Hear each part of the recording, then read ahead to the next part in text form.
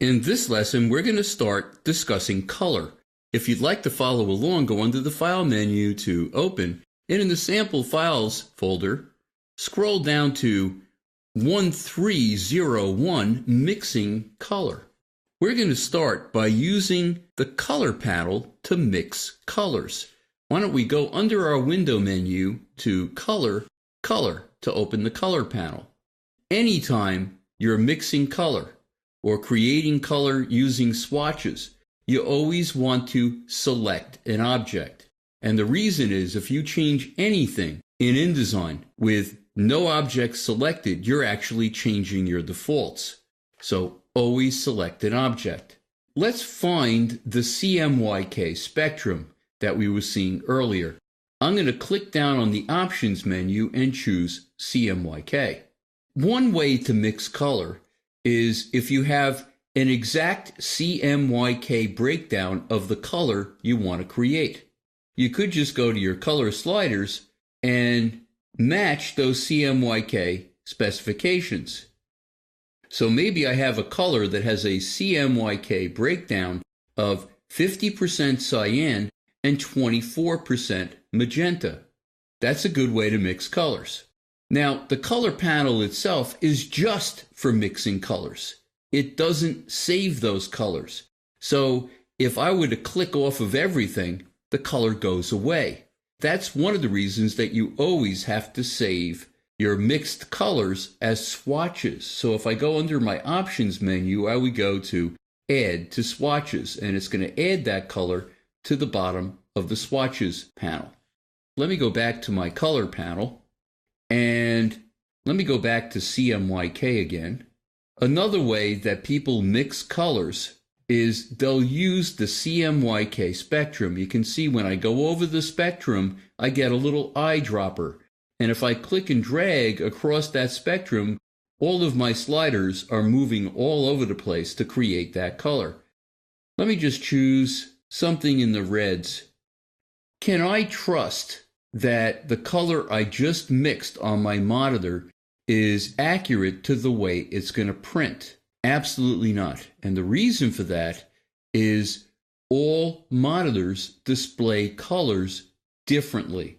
So you really can't trust what you're seeing on your monitor. Well, if that's the case, there must be other ways of creating colors for your layout that are much more accurate. And we will be talking about those ways of creating colors accurately in upcoming lessons. Another way that people will sometimes mix colors is they'll use something called the color picker. I'm just going to double click on my fill to get to the color picker. You can see that I can pick a color here. There's the color. If I would add the color, because I'm in a CMYK document and the color picker is RGB, the color that ends up in my swatches panel may not look anything like this. Just remember this beautiful bright color in my color picker. I'm going to click OK and now go into my swatches panel and look what I got. Not even close. So you really don't want to use your color picker to pick CMYK colors. The conversion could totally change the color when you go to CMYK. What if I wanted to pick a color from an existing photograph that I had in my layout? I'm going to go to my Zoom tool and just click and drag across these couple of rectangles, the one with the photograph and the one that's selected immediately to its right. And I'm going to go to my eyedropper tool, and I'm going to click on one of the beautiful bright colors that's in one of the flowers, and let's see what happens. Well, this color is guaranteed to work with the image. That's something that's kind of cool in that now I can save a swatch that will definitely go with the colors in my photograph. So if I go either under the Options menu to new color swatch, or if I'm in my color panel, I can go under the Options menu to Add to Swatches.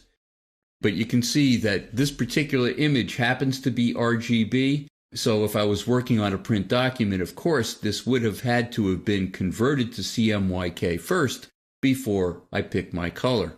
Because when it does get converted, it could just be dreadful. Let me go under my options menu to CMYK, and you can see it just totally died. It still kind of goes with the image, but it's not the same color that I thought I was getting. In the next lesson, we'll discuss other methods of picking colors with pinpoint accuracy, and also why it's so important to create and use swatches.